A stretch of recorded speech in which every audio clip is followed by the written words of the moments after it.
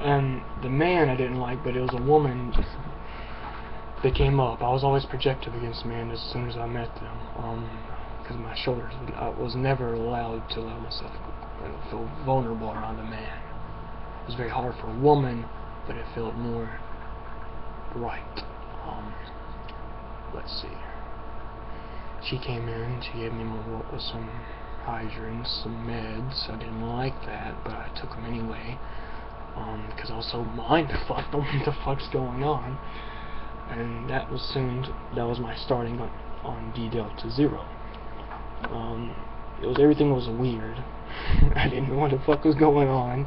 Nobody knew what the fuck was going on. You know, when someone gets admitted to something, they come in 3 days ago, they will come out 3 days later with a fucking cock-a-doodle-doo haircut and shit coming right, you know, like, everybody's wondering what's going on. I couldn't tell them.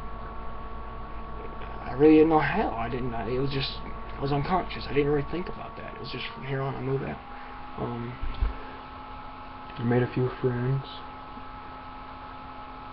Remember a lot of them: Jared, Christmas Carol, Eric, or Chris Carroll.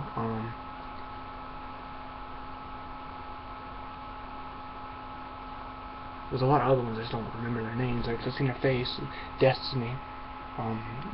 She was a girl that I liked at the time. Really the first girl I've ever talked to. When she didn't talk to me, she came to me. I mean, I didn't talk to her, she came to me. One day, it was on the courtyard, and I don't know, it was just she came up to me.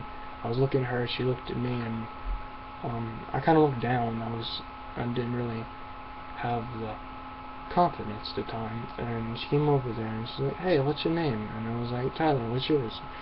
And she's like, "Destiny." And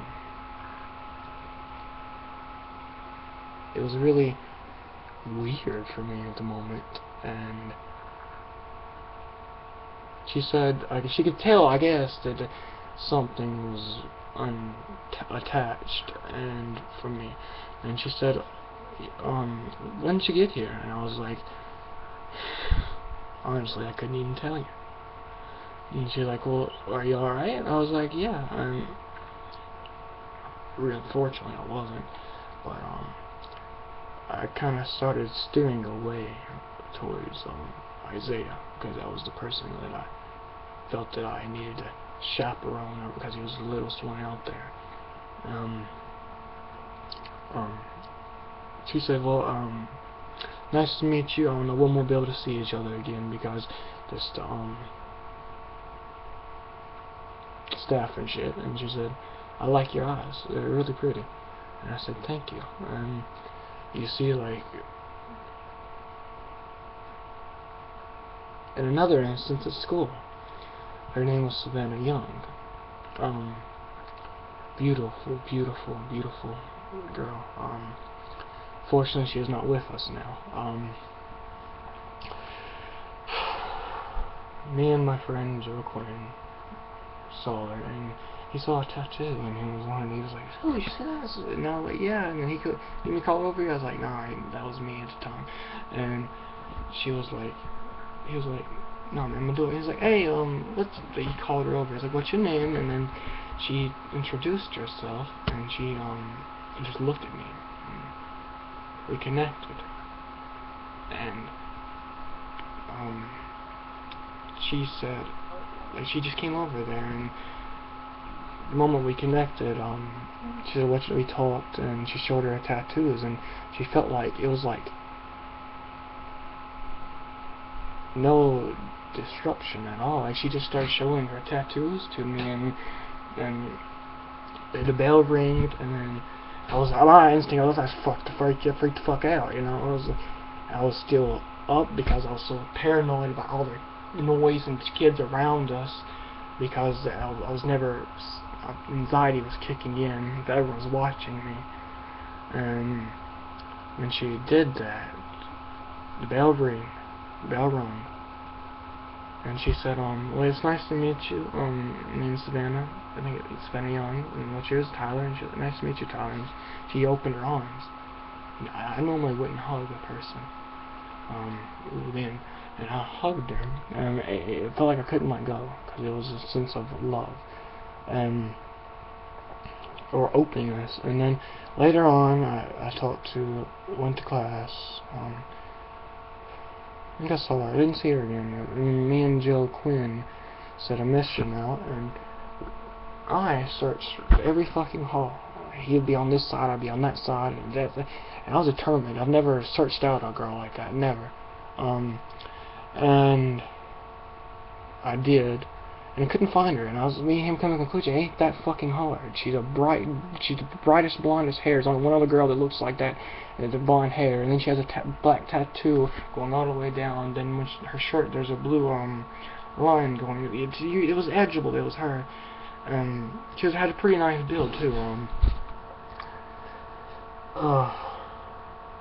And then we couldn't find her. It was about a week, and I said I wasn't gonna give up.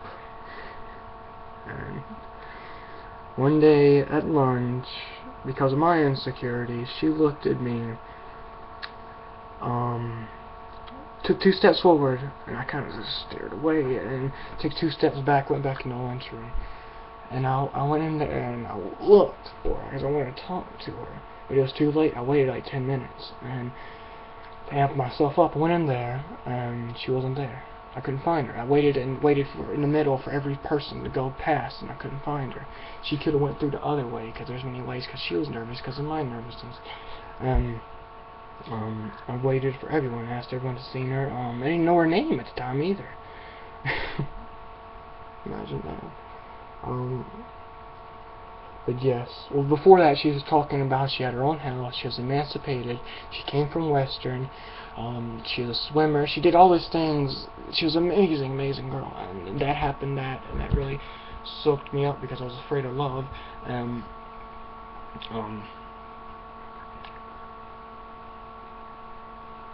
Talked to my mom about it.